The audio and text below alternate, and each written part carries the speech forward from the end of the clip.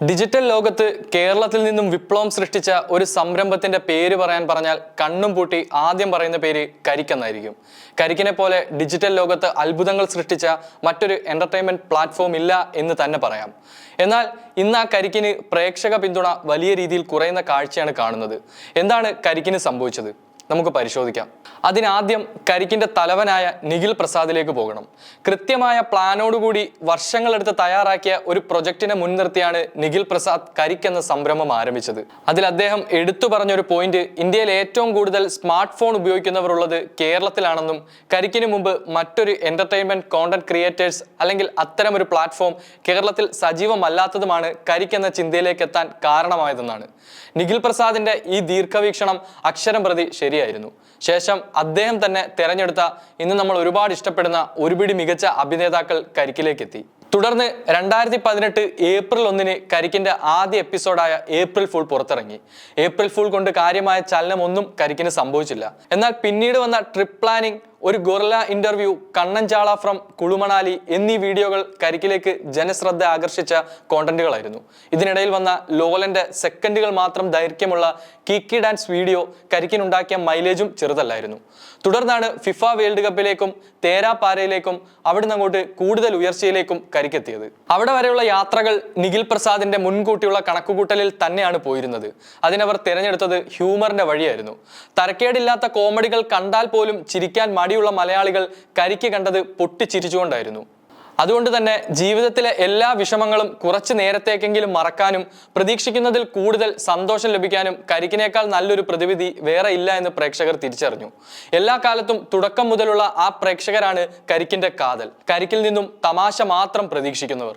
ഒരിക്കലും ആ പ്രേക്ഷകർക്ക് വിഷ്വൽ ക്വാളിറ്റി എന്നതൊരു പ്രശ്നമല്ലായിരുന്നു.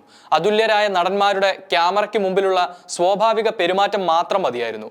അതിൽ തന്നെ പ്രേക്ഷകർക്ക് വേണ്ടതെല്ലാം തന്നെ ഉണ്ടായിരുന്നു.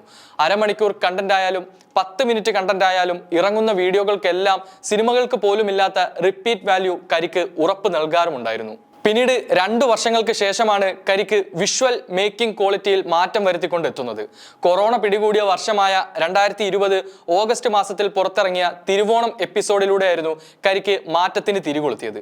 എന്നാൽ ആ മാറ്റം ആദ്യഘട്ടത്തിലേതുപോലെ വിപ്ലവകരമായ ഒരു മാറ്റത്തിലേക്ക് പോയില്ല. പഴയകാല കരിക്ക് വീഡിയോകൾക്ക് ഗംഭീര മേക്കിംഗ് ക്വാളിറ്റി ഒന്നും ഉണ്ടായിരുന്നില്ല. യൂട്യൂബിൽ നിന്നും ലഭിക്കുന്ന മ്യൂസിക്കിൽ നിന്നുമുള്ള BGM, ഷോർട്ട് ഫിലിം ക്വാളിറ്റിയുള്ള ക്യാമറയും സിനിമോട്ടോഗ്രാഫിയും ഒക്കെയുള്ള പ്രൊഡക്റ്റ്.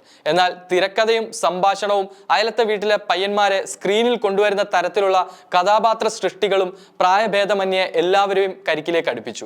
പഴയ പ്രിയദർശന്റെയും സത്യനന്ദിക്കാടിന്റെയും ശ്രീനിവാസന്റെയും ലാൽ ജോസിന്റെയും ഒക്കെ കോമഡി സിനിമകൾ നമ്മൾ ഇഷ്ടപ്പെട്ടത് ഹോളിവുഡ് ലെവൽ മേക്കിംഗ് ഉണ്ടായിട്ടല്ല, സാധാരണക്കാരനോട് ചേർന്ന് നിൽക്കുന്ന പ്രമേയങ്ങളും അവർക്ക് റിലേറ്റ് ചെയ്യാൻ പറ്റിയ കോമഡികളും കഥാപാത്രങ്ങളും എന്നിവയൊക്കെ കൊണ്ടാണ്. കരിക്കും ഇതുപോലെയൊക്കെ ആയിരുന്നു. അത്തരം സിംപ്ലിസിറ്റിയോട് ചേർന്ന് നിൽക്കുന്ന മേക്കിംഗ് ആയിരുന്നു കരിക്കിൻ്റെത്. പോരാത്തതിന് അവരുടെ കരിക്ക് ലോഗോയും കരിക്കെന്ന പേരും ഒരു ലോക്കൽ വൈബ് സൃഷ്ടിച്ചെടുക്കുന്നതിൽ വിജയിച്ചു. നമ്മളെ പൊട്ടിച്ചിരിപ്പിക്കുന്ന പാരഡി ഗാനങ്ങളും മാമനോടൊന്നും തോന്നല്ലേ പോലത്തെ ഡയലോഗുകളും ഒക്കെ അത്രത്തോളം ഹിറ്റാകാൻ കാരണം കരിക്കിന്റെ ഈ ഒരു ലോക്കൽ വൈബ് കൊണ്ടായിരുന്നു. ആ ലോക്കൽ വൈബിൽ നിന്നും പിന്തിരിഞ്ഞെടുത്തു നിന്നാണ് കരിക്കിന്റെ യഥാർത്ഥ ആത്മാവ് നഷ്ടപ്പെട്ടത്. കരിക്കിന്റെ അവസാനം വന്ന ഏറ്റവും മികച്ച കണ്ടന്റുകളിൽ ഒന്നായിരുന്നു കലക്കാച്ചി.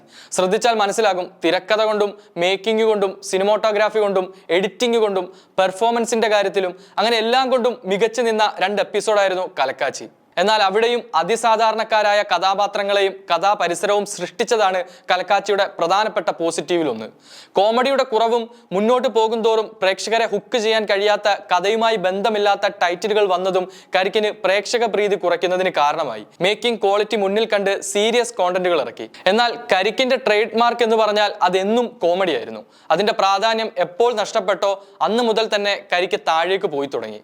പ്രധാനമായും കരിക്കിന് പിഴച്ചത് എവിടെയാണെന്ന് വെച്ചാൽ ഒരു സംഗതിയുടെ ട്രേഡ് മാർക്കിൽ തൊട്ട് കളിക്കരുത് എന്നതാണ്. കരിക്ക് ഒരിക്കലും മേക്കിംഗ് ക്വാളിറ്റി വെച്ചല്ല ജനങ്ങൾ ഇഷ്ടപ്പെട്ടത്, ഹ്യൂമർ കൊണ്ടായിരുന്നു.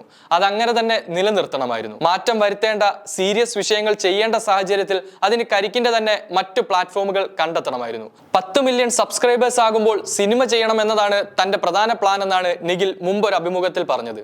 എന്നാൽ അവിടേക്ക് തിരിയുന്നതിന് മുൻപ് തന്നെ നിഖിൽ പ്രസാദ് കരിക്കിനൊരു റീ ഇൻട്രൊഡക്ഷൻ നടത്തേണ്ടത് വളരെ അനിവാര്യമായ കാര്യമാണ്.